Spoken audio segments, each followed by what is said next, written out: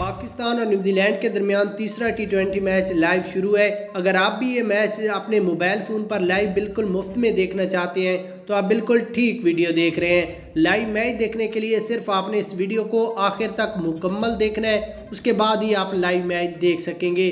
और उसके लिए आपके पास जैज़, टेलीनॉर या यूफोन वारिद की सिम होना ज़रूरी है, इसके अलावा मैच नहीं दिखाया जाएगा।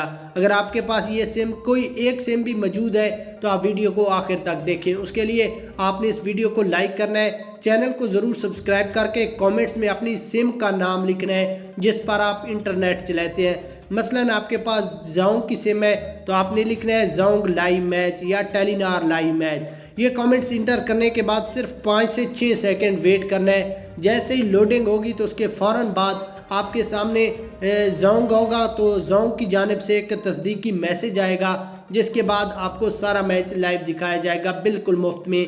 ये आज की डेट है तो जल्दी से जल्दी जितने कमेंट्स ज़्यादा होंगे तब भी जाके आप लाइव मैच देख सकेंगे।